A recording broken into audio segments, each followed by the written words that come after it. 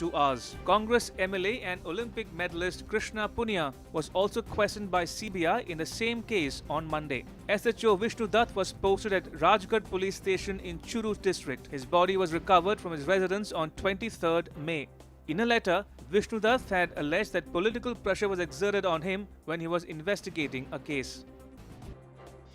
NIA Special Court has extended the custody of the main accused Swapna Suresh and Sandeep Nair till 24 July in the gold smuggling case that surfaced in Kerala. Meanwhile, the NIA is investigating another accused, Sarith, who is in custody. He's being taken to Thiruvananthapuram and other places in connection with the investigations. On 5th July, Customs Department uncovered smuggling of 30 kilograms of gold valued at around 15 crore rupees. This gold was being brought using diplomatic channels.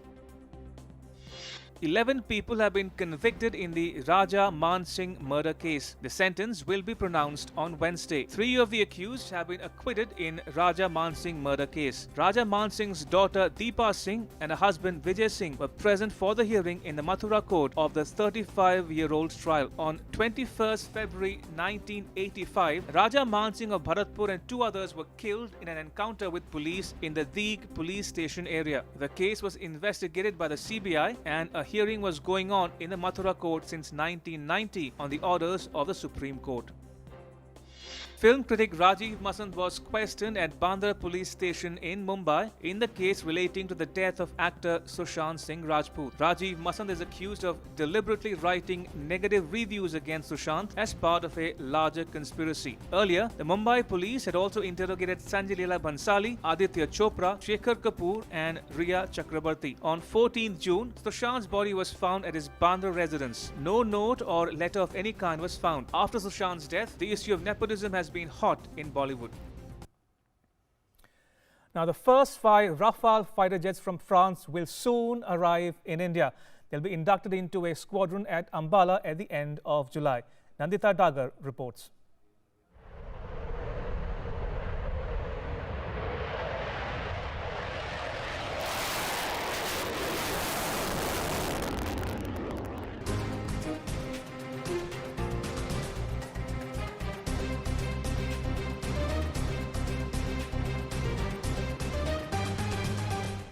The first 5 Rafale Omni-role fighter jets will be arriving in India in late July. They will be operationalized in a squadron at the Ambala Air Force Base.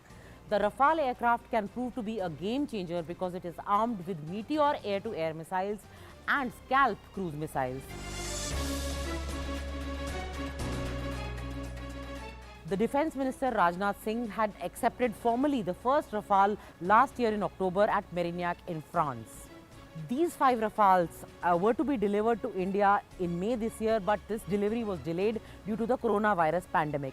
All the pilots, ground crew and engineers have been trained on the Rafale in France, and the weapon systems, missiles such as Scalp missile and Meteor missiles, the other weapon systems have already been delivered to India.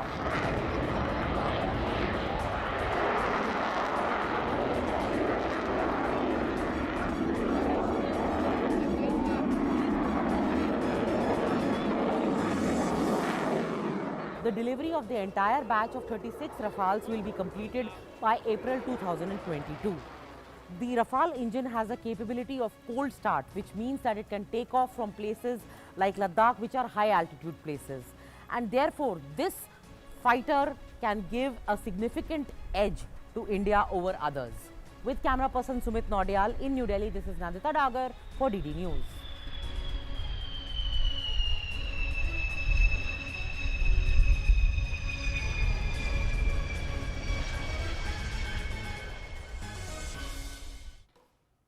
All right, time now for all the news related to the COVID-19 pandemic.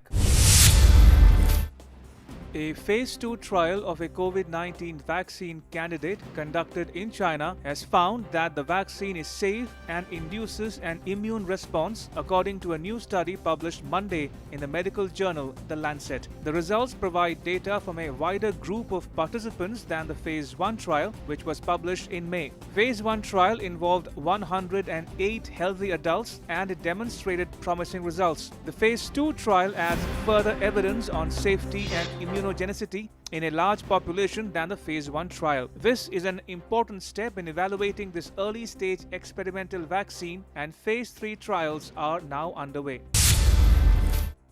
British Prime Minister Boris Johnson held his first face-to-face cabinet meeting of top ministers since March 17, underlining his push to encourage others to go back to work and boost an economy hurt by the coronavirus crisis. The weekly cabinet meeting inside Johnson's Downing Street office was ditched when the COVID-19 crisis threatened to run out of control. Johnson, his health minister, and other top officials all caught the virus early in the pandemic.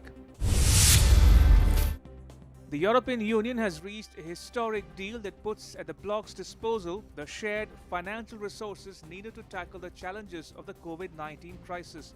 German Chancellor Angela Merkel and French President Emmanuel Macron have welcomed the deal. Macron said the deal followed long and difficult negotiations during which concessions had to be made to win over member states whose objections were blocking a deal. The German Chancellor said the deal showed that the bloc is capable of acting jointly even during its biggest crisis and is willing to go down new paths in unusual circumstances. Political leaders should work to make COVID-19 vaccines accessible to everyone for the global public good. World Health Organization Director General Tedros Adhanom Ghebreyesus said at a regular press conference held at the WHO headquarters in Switzerland that political commitment is crucial for everyone to have equal access to the vaccine. Cricket Drop, cover, hold, hold. Hey Akshay, has everyone understood? Good, very good. Let's do it again. When an earthquake strikes, go to an open place. If you cannot, then first drop down, Cover your head, hold on to something tightly, or go to a safe corner and cover your head.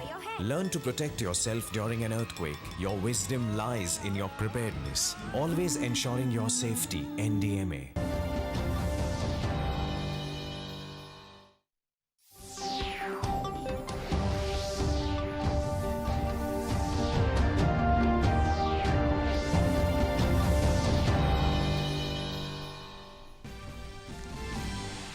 प्रधानमंत्री नरेंद्र मोदी आज करेंगे India ideas summit को संबोधित। सम्मेलन में Bharat America सहयोग समेत कई मुद्दों पर होगी चर्चा। साथ ही महामारी के बाद वाली दुनिया में दोनों देशों के संबंधों के भविष्य पर भी होगा विचार।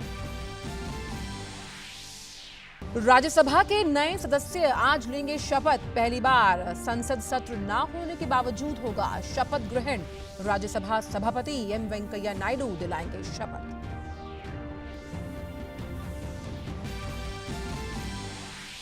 सीरोलॉजी सर्वे के मुताबिक दिल्ली में 23% से अधिक जनसंख्या में बनी एंटीबॉडी। 77% आबादी को सावधान रहने की जरूरत। स्वास्थ्य मंत्रालय ने कहा 30 राज्यों और केंद्र शासित प्रदेशों में संक्रमण दर राष्ट्रीय औसत से कम। देश में अब तक 7,24,000 से ज्यादा मरीजों ने दी कोविड-19 को मात। 10 लाख की आबादी पर प्रतिदिन 140 से अधिक टेस्ट। देश में मृत्यु दर घटकर अब 2.43%।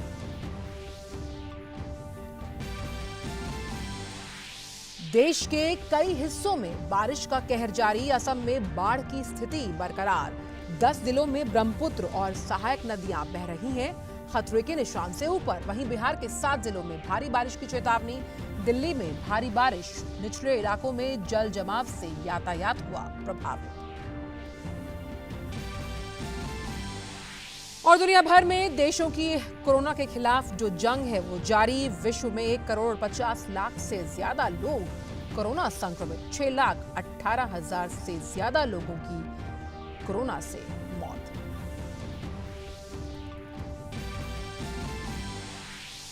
और अंतर्राष्ट्रीय खबरों में अमेरिकी विदेश मंत्री माइक पोम्पियो ने कहा कि चीन की कम्युनिस्ट पार्टी कर रही है कोरोना महामारी का विश्व स्तर पर अपने हितों को आगे बढ़ाने के लिए इस्तेमाल। दक्षिण चीन सागर से भारत तक चीनी शासन की आक्रामक और विस्तारवादी नीति की भी आलोचना की। साथ ही कहा हर देश करे अंतर्राष्ट्रीय व्यवस्था के अनुरूप व्यवहार। नमस्कार, आप देख रहे हैं डीडी न्यूज। मैं हूं आंचल गुलाटी गुंबर और आइए अब जान लेते हैं इन सभी खबरों को विस्तार के साथ। और सबसे पहले बात करते हैं इंडिया आइडियाज समिट को लेकर। प्रधानमंत्री नरेंद्र मोदी आज इंडिया आइडियाज समिट में मुख्य भाषण देंगे। ये शिखर सम्मेलन अमेरिका भारत व्यापार परिषद द्वारा आयोजित किया जा रहा है। इस साल परिषद के गठन की 45वीं वर्षगांठ मनाई जा रही है। इस साल इस सम्मेलन की थीम है एक बेहतर भविष्य का निर्माण। इस बैठक में भारत और अमेरिकी सरकार के नीति निर्माता, शीर्ष अधिकारी, व्यापार और समाज के कई विचारक शामिल होंगे।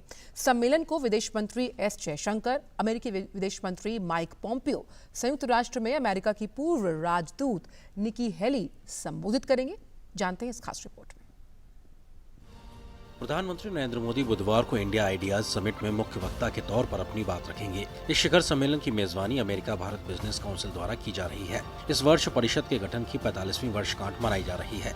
ये वर्चुअल सम्मेलन कोरोना संकट के समय हो रहा है, लिहाजा इस वर्ष की थीम भी मौके को ध्यान में रखते हुए बेहतर भविष्य का निर्माण रखी गई है। इस शिखर सम्मेलन के दौरान भारत अमेरिका सहयोग और महामारी काल के बाद की दुनिया में दोनों देशों के बीच पारस्परिक संबंधों का भविष्य सहित विभिन्न विषयों पर गंभीर चर्चाएं होंगी। सम्मेलन में ग्लोबल सप्लाई चेन, स्वास्थ्य के क्षेत्र में भारत अमेरिका की साझेदारी और बढ़ाने सहित कई अहम मसलों पर चर्चा होगी। खासतौर से इस बात पर सबकी नजर रहेगी कि प्रधानमंत्री मोदी क्या कुछ कहते हैं, जिन्होंने सिर्फ भारत ही नहीं बल्कि महामारी को लेकर पूरी दुनिया में प्रभावी नेतृत्व दिया है। इस वर्चुअल समिट यानी आभासी शिखर सम्मेलन में भारतीय और अमेरिकी सरकार के नीति निर्माताओं, वरिष्ठ अधिकारियों, कारोबार जगत और समाज के प्रमुख विचारकों की उच्च स्तरीय उपस्थिति होगी।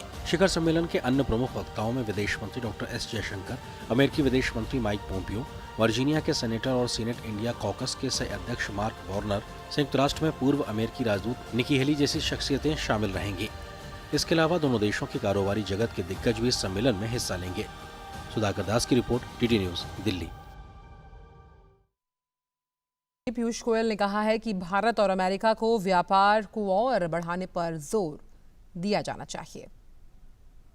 Need to work towards a much more sustainable, a much more robust, a much more enduring partnership in the form of a free trade agreement to which India is willing to work with an open mind, with a willingness to open our hearts and our markets with a corresponding opportunity for Indian businesses in the US. We believe we should also look at an early harvest in the form of a preferential trade agreement so that we can, rather than waiting for the gains of a free trade agreement, which may take several years to conclude, we could look at an early harvest of maybe 50, maybe 100 products and services where we can engage with mutual trust and an open spirit. और अब खबर राज्यसभा से जुड़ी हुई। राज्यसभा के नए सदस्यों को आज शपथ दिलाई जाएगी। पिछले महीने 20 राज्यों से कुल 61 सीट पर चुनाव संपन्न हुआ था। इन नए सदस्यों को राज्यसभा के सभापति एम वेंकैया नायडू शपथ दिलाएंगे। ये पहली बार है कि संसद का सत्र न होने के बावजूद राज्यसभा सदन में शपथ ग्रहण कराया जाएगा। सोशल डिस्टेंसिंग बनाए रखने के लिए ये फैसला लिया गया। राज्यसभा में सोशल डिस्टेंसिंग के लिहाज से कुल 67 सदस्यों की बैठने की जो जगह है वो सुनिश्चित की गई है। शपथ देने वाले एक सदस्य के साथ परिवार का या कोई एक अन्य व्यक्ति साथ जा सकता है। राज्यसभा के सभापति एम वेंकैया नायडू ने ये फैसला इस बात को ध्यान में रखते हुए लिया कि संसद के दोनों सदनों की जो संसदीय समितियां हैं उनकी बैठक होना शुरू हो चुकी है और इन नए सदस्यों ने इसमें भाग लेने की इच्छा जाहिर की। कांग्रेस से भारतीय जनता पार्टी में आए ज्योतिरादित्य सिंधिया, कांग्रेस के दिग्विजय सिंह और मल्लिकार्जुन खड़गे, झारखंड मुक्ति मोर्चा के अध्यक्ष और पूर्व मुख्यमंत्री शिबू सोरेन समेत द्रमुक के तिरुचि शिवा और झारखंड भारतीय जनता पार्टी के दीपक प्रकाश ने भी बुधवार को ही शपथ लेने की खबरें सामने आई हैं। जो सदस्य बुधवार को शपथ नहीं ले पाएंगे वो आगामी सत्र में शपथ लेंगे। कुल 61 में से 43 सदस्य जो हैं वो पहली बार सदन में पहुंचे हैं। इनमें 12 सदस्य ऐसे हैं जो कार्यकाल पूरा करने के बाद फिर निर्वाचित हुए हैं। पिछले महीने 19 तारीख को हुए 20 राज्यों में राज्यसभा के चुनाव हुए थे। इसके बाद सदन में भाजपा की सीटों की संख्या 75 से बढ़कर अब 86 हो गई है। चलिए बढ़ते हैं अगली खबर की ओर और बात करते हैं सीरो सर्विलेंस की। कोरोना के खिलाफ जंग में सरकार के जो प्रयास हैं वो रंग लाते हुए नजर आ रहे हैं। दिल्ली में सीरो सर्जिकल सर्वे से साबित हुआ कि दिल्ली की सिर्फ 23% जो आबादी है वो कोरोना से संक्रमित हुई है। क्या है ये सर्वे, क्या है इसके मायने, क्या है इसके परिणाम, आइए देखते हैं इस रिपोर्ट में विस्तार के साथ। कोरोना संक्रमण को रोकने के लिए सरकार लगातार प्रयासरत है और हर वो वैज्ञानिक तरीका अपना रही है जिससे समस्या को समझने और उसको दूर करने में मदद मिलती है। बीते दिनों दिल्ली में कोरोना के मामले के सामने आने की रफ्तार में काफी तेजी देखी गई, जिसके बाद केंद्र सरकार के सहयोग से दिल्ली सरकार ने कई अहम कदम उठाए। इसी कड़ी में दिल्ली में बीते दिनों सीरोलॉजी टेस्ट कराया गया, जिसके तहत पता चला है कि दिल्ली की करीब 1/4 आबादी ही कोरोना से संक्रमित हुई है। सीरोलॉजी टेस्ट के मुताबिक दिल्ली में 23.48% लोगों में कोरोना से जंग करने वाली एंटीबॉडी बन चुकी है और इन लोगों में बड़ी संख्या में वो लोग भी हैं जो एसिम्प्टोमेटिक हैं, यानी जो लोग कोरोना से संक्रमित हुए, उनमें कोई लक्षण नहीं आए और वो ठीक भी हो गए। 11 में से 8 डिस्ट्रिक्ट दिल्ली में जिनका सीरो प्रेवलेंस 20% से ज्यादा आया है। इसमें सबसे ज्यादा जो अगर हम बात करें तो हमारी डिस्ट्रिक्ट आती है, सेंट्रल डिस्ट्रिक्ट है, उसके बाद हमारी नॉर्थ ईस्ट डिस्ट्रिक्ट है, नॉर्थ डिस्ट्रिक्ट है और शाहदरा डिस्ट्रिक्ट है। ये हमारे डिस्ट्रिक्ट जो है काफ़ी 27% के आसपास इनमें प्रेवलेंस मिला है। मतलब ये हमको इंगित करते हैं कि यहाँ पर वायरस का एक्सपोजर यहाँ की पॉपुलेशन को 27% पॉपुलेशन को ऑलरेडी तकरीबन हो चुका है। तो हमारी दिल्ली की पॉपुलेशन 22.86% ही आज की तारीख में इससे एक्सपोजर हुआ है या संक्रमित हम उसको मान सकते हैं। 77% आबादी हमारी दिल्ली की आज भी वल्नरेबल है। दिल्ली जैसी घनी आबादी वाले इलाके में महज 23% लोगों का संक्रमित पाया जाना ये बताता है कि सरकार ने लॉकडाउन से लेकर जो अन्य बड़े फैसले किए उनका भी असर है कि सिर्फ 23% लोग अभी तक इस समस्या की चपेट में आए हैं। हालांकि अभी भी लोगों को इस समस्या से बचे रहने के लिए हर एहतियात बरतने की जरूरत है। हमारे लॉकडाउन वाले मेजर्स और जो कंटेनमेंट मेजर्स एक एग्रेसिव रूप से लिए गए, जिससे कि शुरुआत से ही हम लोग इसको इन्फेक्शन को एक उग्र रूप लेने से रोक पाए, वो एक हमको इसकी सफलता की ओर भी ध्यान दिलाती है। दिल्ली में सीरो सर्वे 27 जून से 10 जुलाई के बीच सभी 11 जिलों में किया गया। इनके तहत लोगों का ब्लड सैंपल लिया गया और फिर उनके सीरा को IgG एंटीबॉडी और संक्रमण के लिए परीक्षण किया गया, जिसमें ICMR द्वारा अनुमोदित कोविड कवच एलिसा का उपयोग किया गया। इस सर्वे के लिए 21,000 से ज्यादा सैंपल टेस्ट किए गए। सर्वे की शुरुआत कंटेनमेंट जोन से हुई। दिल्ली में हुए सीरोलॉजी टेस्ट में उन लोगों को ही शामिल किया गया जिनमें कोई लक्षण नहीं थे, जिन्हें पहले कोरोना नहीं हुआ था। इनमें अलग अलग उम्र व इलाके के लोगों को शामिल किया गया। इस सर्वे में national centre for disease control यानी NCDC ने भी अहम भूमिका निभाई। गौरतलब है कि सीरो सर्वे कोरोना वायरस के इन्फेक्शन के ट्रेंड का पता लगाने में मदद करता है। सीरो सर्वे यह समझने में भी मदद करता है कि देश की आबादी का कितना हिस्सा कोविड-19 के संक्रमण के दायरे में आ गया है। सर्वे के नतीजे के हिसाब से ही रोग के संक्रमण को रोकने और उसके नियंत्रण के लिए रणनीति बनाने में मदद मिलती है। महामारी के लगभग 6 महीने में दिल्ली में केवल 23.48% लोग ही कोविड बीमारी से प्रभावित हुए हैं, जो बताता है कि संक्रमण रोकने के कदम काफी हद तक प्रभावी रहे हैं। दिल्ली समेत पूरे देश में संक्रमण रोकने के लिए लॉकडाउन लागू करना, रोकथाम के लिए प्रभावी उपाय करना, संक्रमित लोगों के संपर्क में आने वाले लोगों का पता लगाना, उनका टेस्ट करना, निगरानी करने जैसे कदमों से इस फैलाव को रोकने में काफी मदद मिली है। संक्रमण को रोकने में जनता के व्यवहार में आए बदलाव को भी काफी मददगार माना जा रहा है। नितेंद्र सिंह के साथ DD न्यूज। और वहीं स्वास्थ्य मंत्रालय के OSD राजेश भूषण ने बताया कि देश में प्रतिदिन प्रति 10 लाख की जनसंख्या पर 180 टेस्टिंग्स हो रही हैं।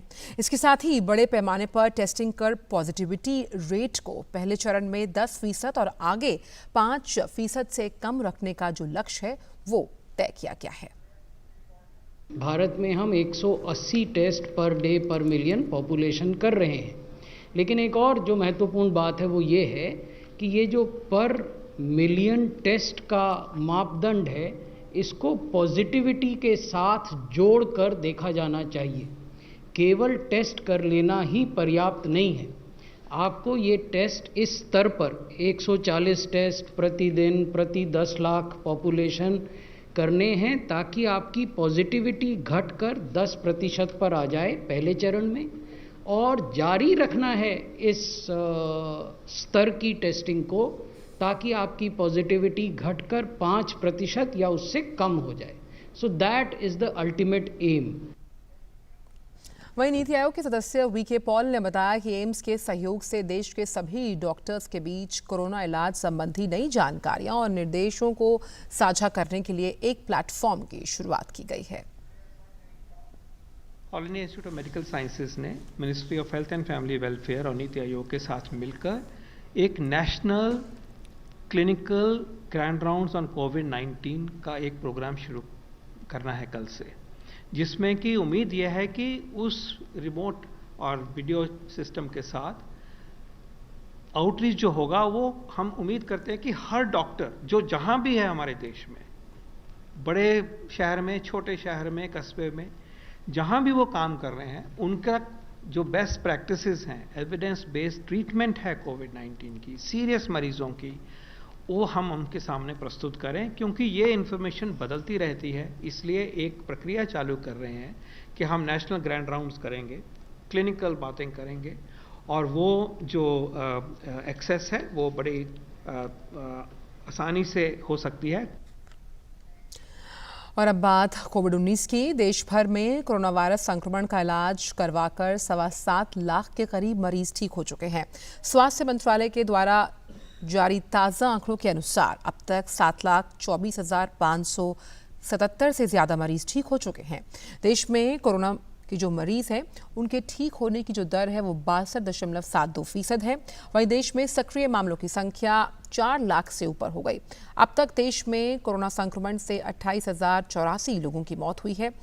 इस तरह देश में कोरोना से होने वाली मृत्यु दर 2.43% है। और अब बात बाढ़ की, और बात कर लेते हैं बिहार की, जहां लगातार हो रही बारिश के कारण राज्य की कई नदियों का जो जलस्तर है वो फिर से बढ़ने लगा। मौसम विभाग ने 1 दर्जन से अधिक जिलों में भारी बारिश और वज्रपात की चेतावनी जारी की है। राज्य में पिछले 24 घंटों के दौरान आकाशीय बिजली गिरने की घटनाओं में 16 लोगों की जान चली गई।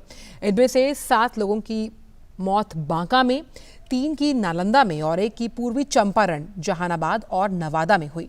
मुख्यमंत्री नीतीश कुमार ने मृतकों के परिजनों को 4-4 लाख रुपए की अनुग्रह राशि देने की घोषणा की है। गंडक, बागमती, कोसी और महानंदा समेत प्रमुख नदियों का जलस्तर बढ़ने लगा।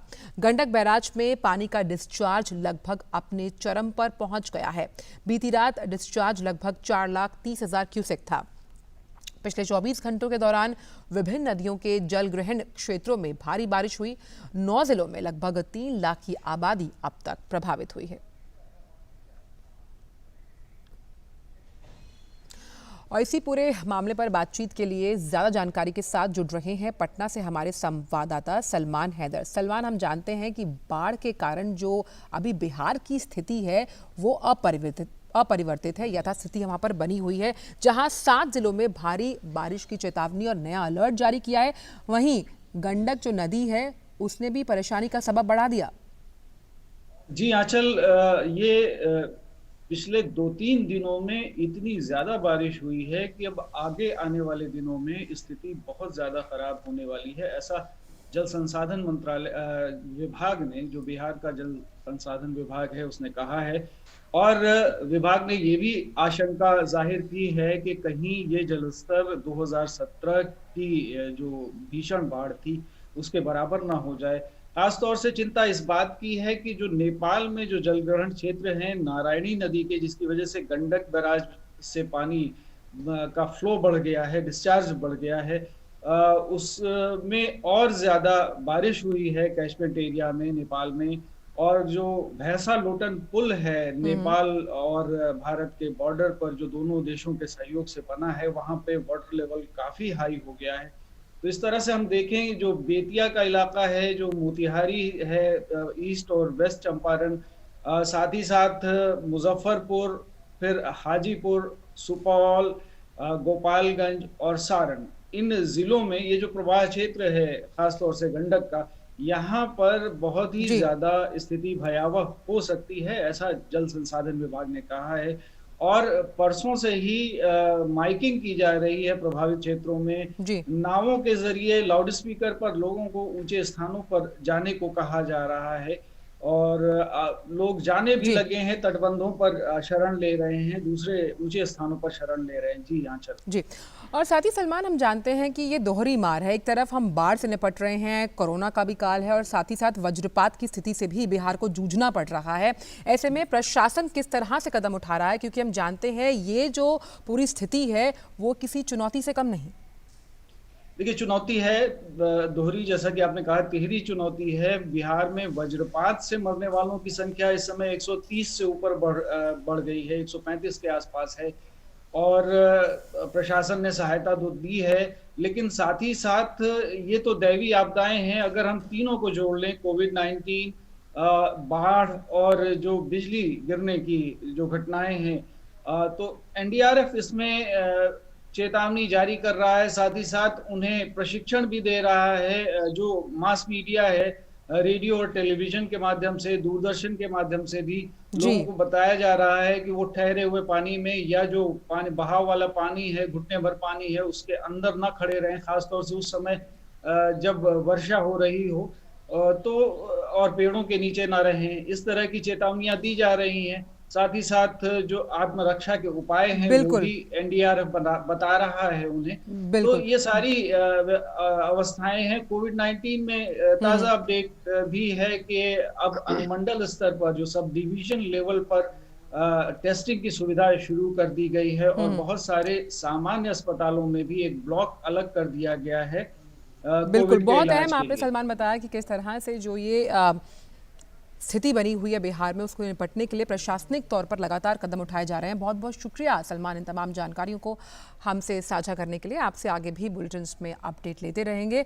वहीं अब बात कर लेते हैं असम की, जहां पर बाढ़ की जो स्थिति है वो जस की तस बनी हुई है। यहाँ पिछले 3 दिन में हुई बारिश से बाढ़ के हालात में कुछ बदलाव नहीं आया।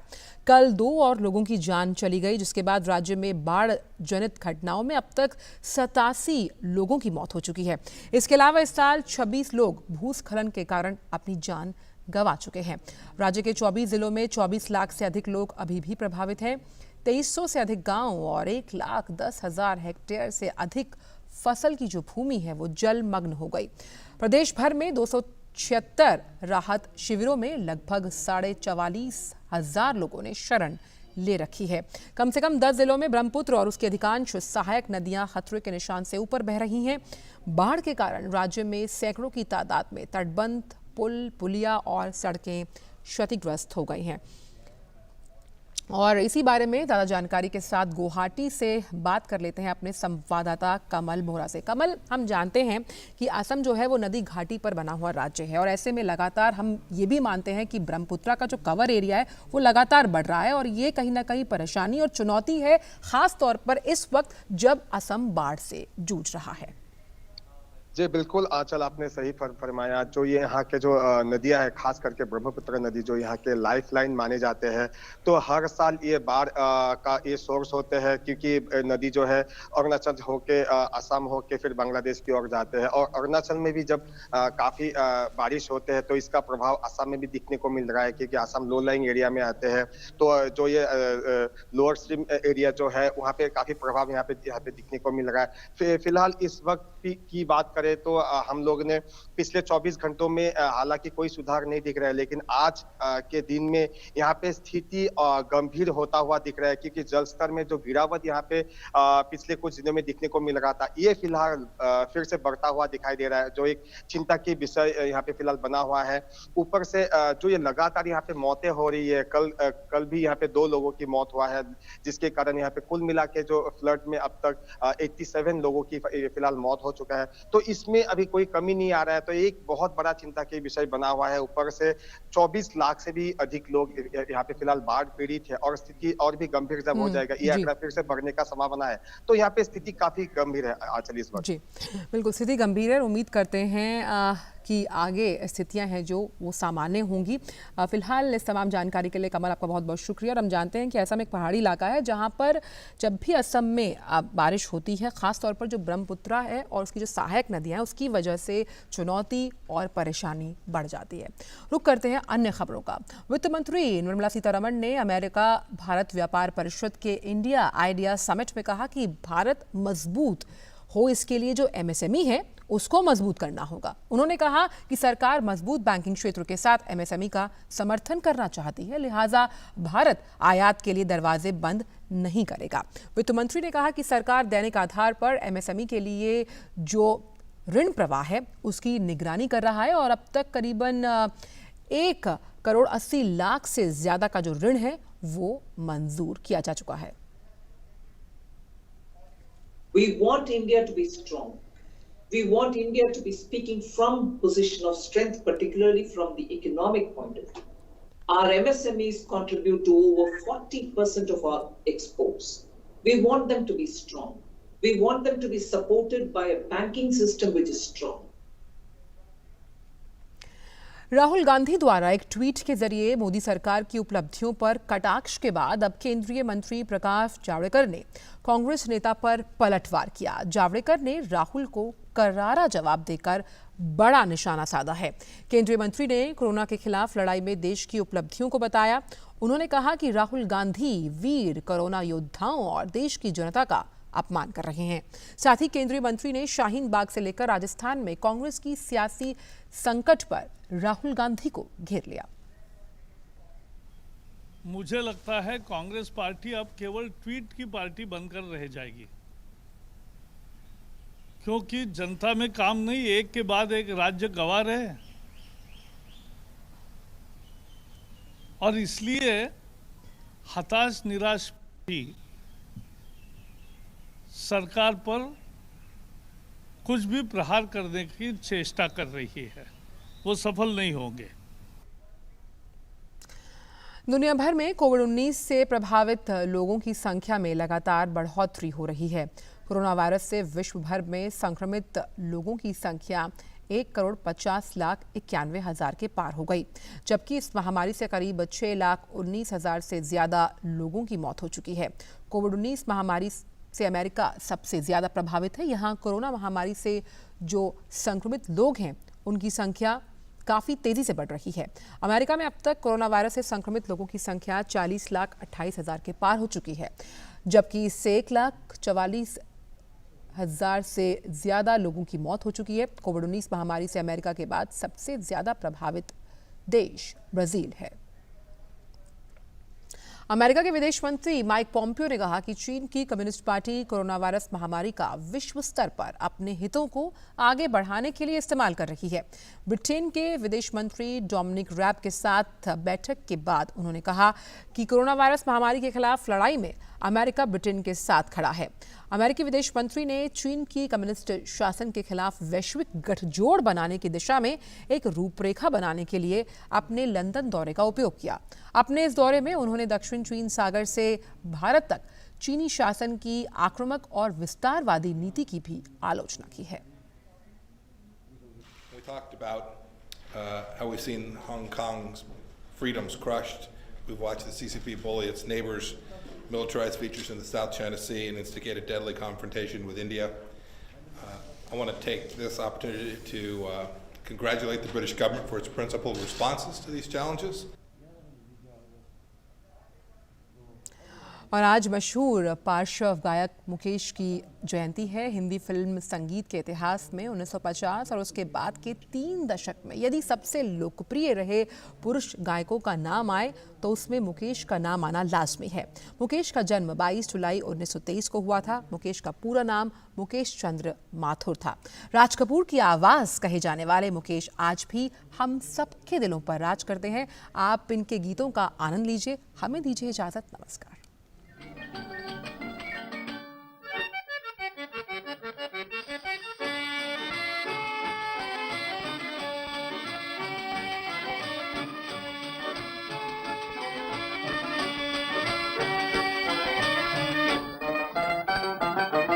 आवारा हूँ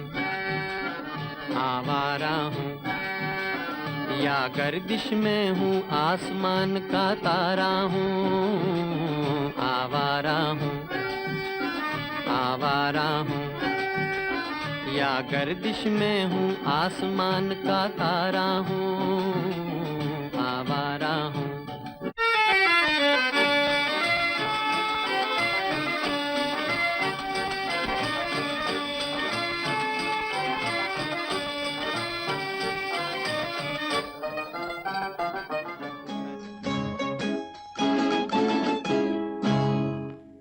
की मुस्कुराहटों पे हो निसार, किसी का दर्द मिल सके तो ले उधार, किसी के वास्ते हो तेरे दिल में प्यार, जीना इसी का नाम है।